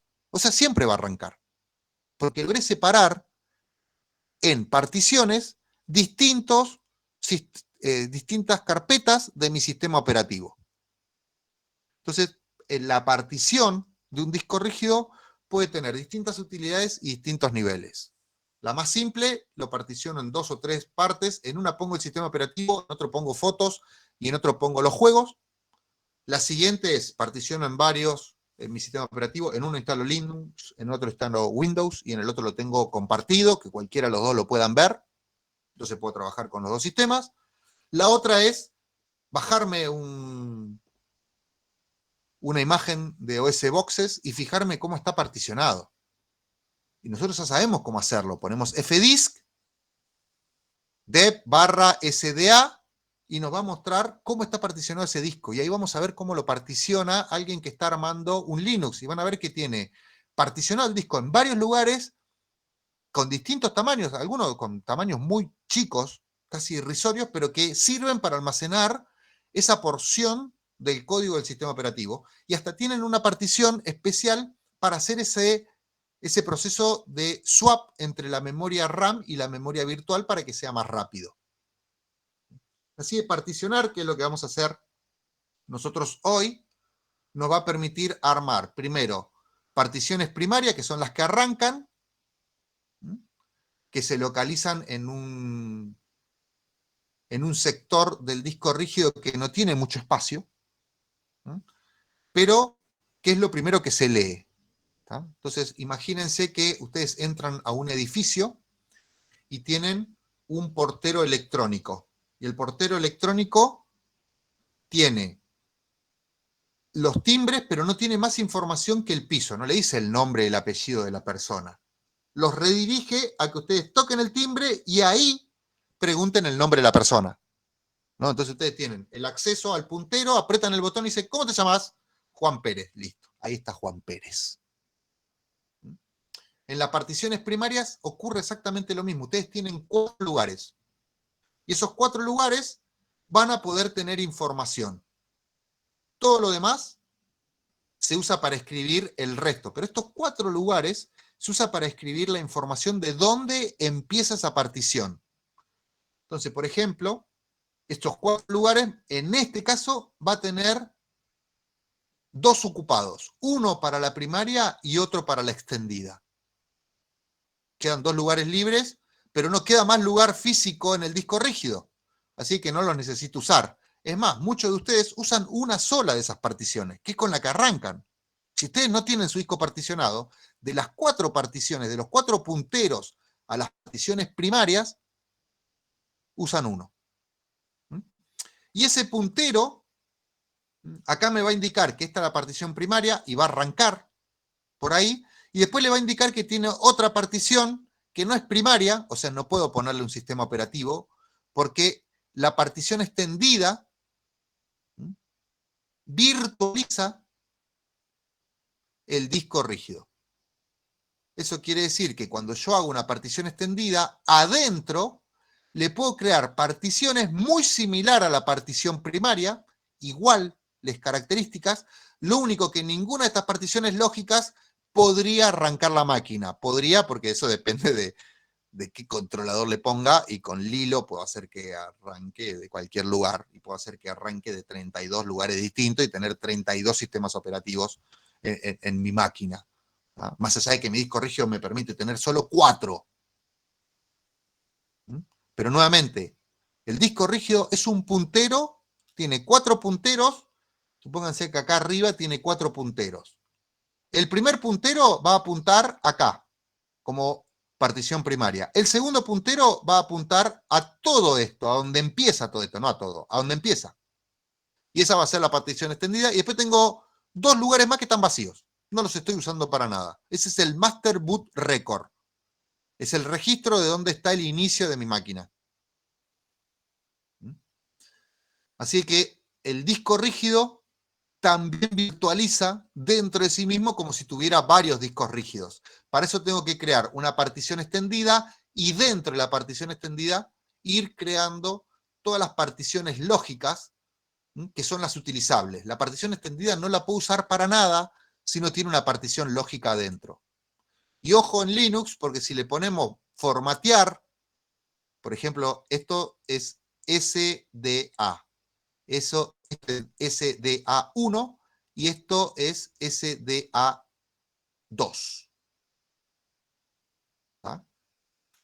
Este SA2 nosotros no lo vamos a poder utilizar. Para crear un utilizable, y vamos a ver qué nombre le da, si le da SDA2 o SDA3 o SDAV1, ¿no? Ahí vamos a ver lo que va a hacer con estas particiones lógicas. Solamente voy a poder acceder y formatear una partición lógica a través de su nombre. Si yo le pongo SDA al formateo, me va a formatear todo y voy a perder todo lo que hice. Porque lo que hace es borrar todas las particiones, borrar todo. ¿Ah? Todo lo que yo tenía referenciado como punteros, se borra, porque lo formateo. Así que la partición del disco rígido tiene varias utilidades, y esta forma de particionar lógica, después del parcial, por supuesto, vamos a ver cómo manejar unidades virtuales y poder tener 3 discos rígidos y utilizarlos como si fueran uno solo. Imagínense que ustedes se compran 2 discos rígidos de 240 GB, pero necesitan 512 GB. Entonces pueden usar los 2 discos rígidos como si fueran uno. Así como ahora, después de recreo, nosotros vamos a particionar un disco en varias partes, después lo que vamos a poder hacer es comprar 3 o 4 discos, no sé, tenemos que hacer, vamos de vuelta con informática forense, tenemos que hacer un volcado de bit a bit de la máquina del Teto Medina, para tomar todo lo que ahora metieron preso, y tenemos que hacer de la máquina, hacer toda la exploración forense. No lo podemos hacer sobre la máquina de él, porque donde prendemos la máquina, ya hicimos un registro y queda invalidada esa información, entonces yo tengo que copiar el disco rígido bit a bit. Pero el Teto tenía plata y se compró un disco de 2 teras. Y ahí tiene toda la información. ¿Cómo hago una copia bit a bit, una imagen, si no tengo un disco rígido de 2 teras? Bueno, puedo usar 4 discos rígidos de 500 y hacerlo como si fuera un disco rígido de 2 teras. Y eso me va a armar una imagen. Esa imagen, más allá de que va a estar separada físicamente en 4 discos, lógicamente va a estar unida por los punteros. Y voy a poder armar un disco rígido. Pero por supuesto esto va después del parcial con LVM y toda la utilización. ¿Y los otros temas tendrán todos, profe? ¿Cuáles serían? Hasta estructura de archivo, no, ahora seguimos, hasta acá, hasta tecnologías avanzadas de almacenamiento. Eso no lo vamos a ver hoy. Bueno, sistemas de archivos. En algún momento, no sé ahora Windows cómo viene con el formato de archivo, pero si subían un archivo que pesaba más de 4 GB, no se los permitía subir. No le daba la capacidad para apuntar o tener un puntero en una dirección de más de 4 GB, ¿no? El formato de archivos y el formato en el cual yo voy a guardar mi información es importante para la performance, sobre todo en discos SSD, para no leer 25.000 veces los datos, porque tiene lecturas limitadas. Ya vimos que la duración es por cantidad de datos leídos. Y por otro lado, también el poder acceder a los archivos y que estos archivos tengan el control de usuario que está accediendo, de cambios que se están haciendo, ¿ah? El tiempo de acceso, y por supuesto el desperdicio de espacio en disco rígido, que eso es muy importante, que no sé si ustedes conocen algún desfragmentador de disco o escucharon hablar en algún momento de eso, pero ¿por qué necesitamos un fragmentador de disco? Porque el que hizo la administración de archivo habría que darle un sillazo en la espalda, porque cada vez que guardo un archivo se desperdicia información, porque me ocupa lugar vacío, porque su tamaño de archivo, no sé, dicen, che, mira, acá los archivos pesan 1 mega, pero es más chico, va a usar 1 mega igual. Pero son 2K, usa 1 mega. Y el resto queda ahí vacío. Y cuando lo borrás, y borrás, te queda ese mega colgado en el medio. ¿Ah? Entonces tenemos un montón de memoria mal utilizada, porque el que hizo el sistema de archivo se fijó en otras cosas, menos en el almacenamiento, en la performance, en el tiempo de acceso y en la seguridad. Para Linux, todo es un archivo, así que está estipulado que desde un disco rígido, el mouse, hasta un archivo de texto, son archivos, tienen la posibilidad de ser accedidos por usuario y password, con permisos, y todos, desde el hola.txt, del saludar txt, hasta el que tiene los passwords de todos los usuarios, el passwd, ¿no? O el shadow, todos tienen las mismas características. Y según el formato que nosotros usemos, ¿no? Nos va a permitir, por supuesto en Linux tenemos varios formatos, nos va a permitir trabajar con estos discos rígidos de distinta manera. Y tenemos muchos formatos, muchos tipos, ¿no? Que los vamos a ver ahora cuando abramos FDisc y veamos los formatos que tenemos. Vamos a ver que tenemos mucho y recién los vamos a usar después cuando veamos LVM. Acá dice que, por ejemplo, antes solamente podían tener 3 letras de extensión y 8 del nombre de la palabra, ¿ah? Porque más byte utilizaban, ya no había lugar para guardarlo, ¿ah? Nosotros ahora podemos guardar lo que querramos, con extensión, sin extensión. La extensión puede ser, no sé, htaccess es una extensión. .htaccess es una extensión, para que ustedes vean que las extensiones pueden ser más que exe, com y demás.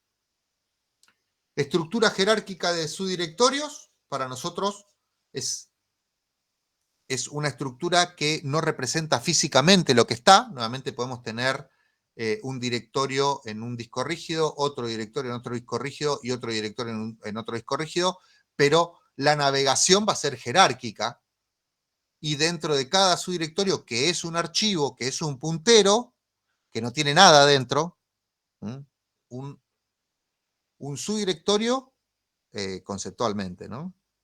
Tiene archivos. Físicamente no tiene nada, es un puntero. Y ese puntero nos indica dónde vamos a encontrar los demás punteros de los archivos, y esos punteros de archivo nos van a llevar a donde están los datos. Pero no es que hay algo físico, un cuadradito que es un subdirectorio. No, el subdirectorio es un número, un puntero. Con ese puntero me voy al disco rígido y obtengo la información. ¿Y esa información qué es? Un listado de punteros. ¿Y ese listado de punteros qué es? El listado de punteros a los archivos. Cuando accedo al puntero, accedo al archivo. O sea que casi siempre lo que vamos a estar manejando son punteros a algo. Y después cuando hacemos el more, el cat, el less, recién ahí le decimos léeme el archivo.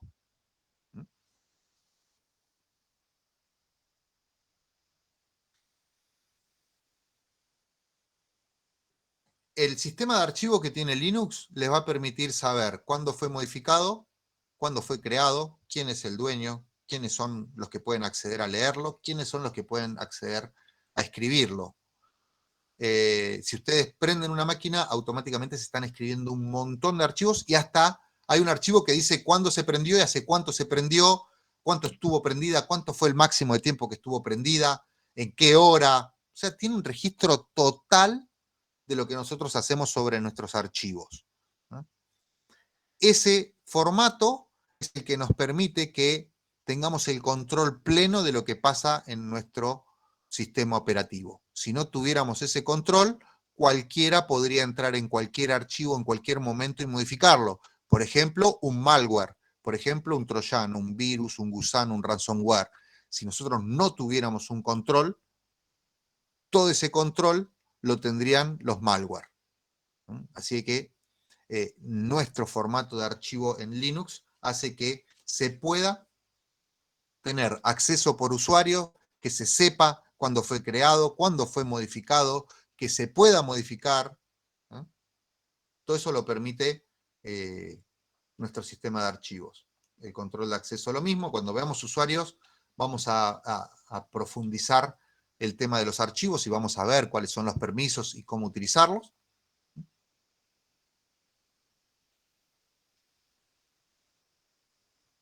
Bueno, y eso es compatibilidad, que ya estuvimos hablando del espacio. Bueno, hasta acá, memorias. Nuevamente, la parte de tecnologías avanzadas de almacenamiento, con lo que es RAID, que vamos a leer la teoría y no vamos a practicar mucho de RAID. Y después LVM, que sí, vamos a trabajar con LVM, van a crear varios discos rígidos, los vamos a montar, los vamos a subir y vamos a hacer el proceso de unificar.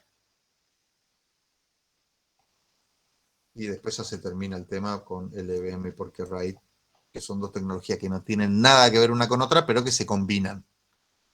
De la pregunta engañosa de qué conviene, LVM o RAID, y como decirte, ¿qué te conviene? ¿Irte en colectivo o tomarte un helado? Y vos decís, ¿qué tiene que ver? Me tomo el helado siendo en colectivo, ¿no? Bueno, más o menos eso pasa con LVM y RAID.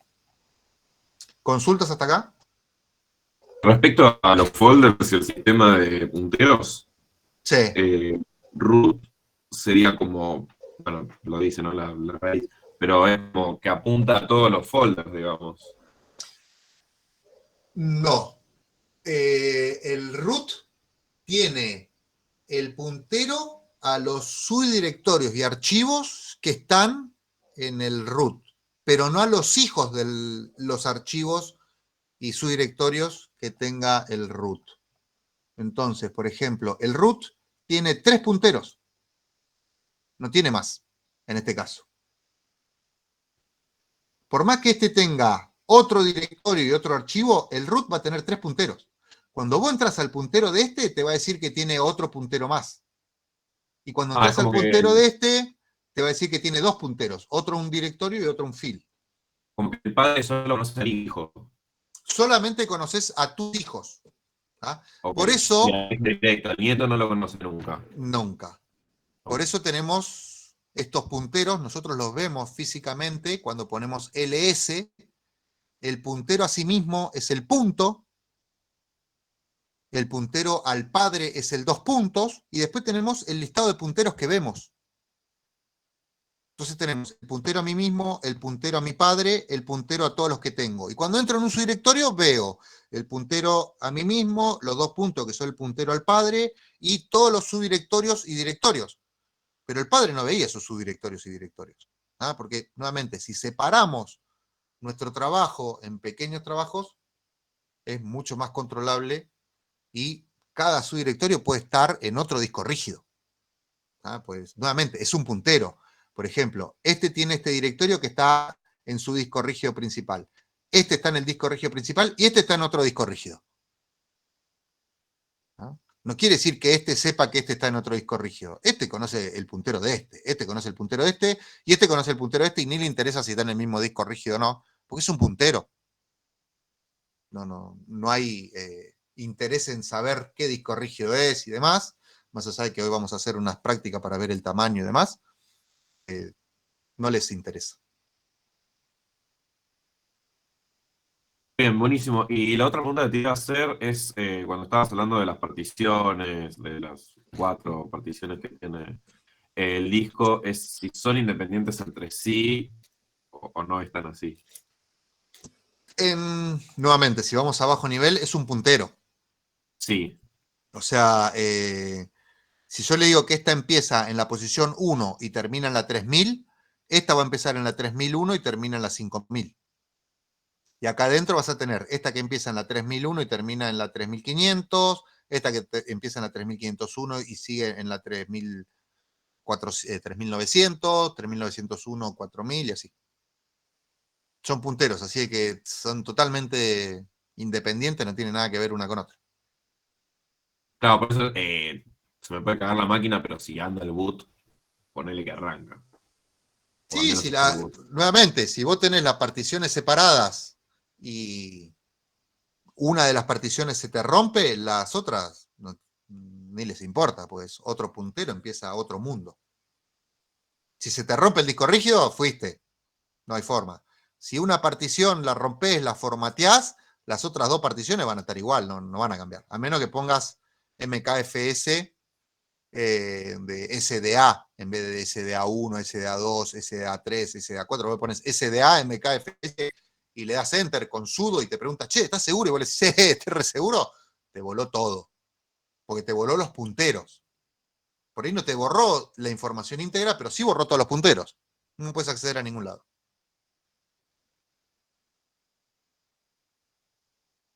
Recuerden que no hay nada físico, no hay ninguna división física. Es todo lógico lo que hacemos. Los punteros, las divisiones, las carpetas. No hay nada físico, no cambiamos nada físico.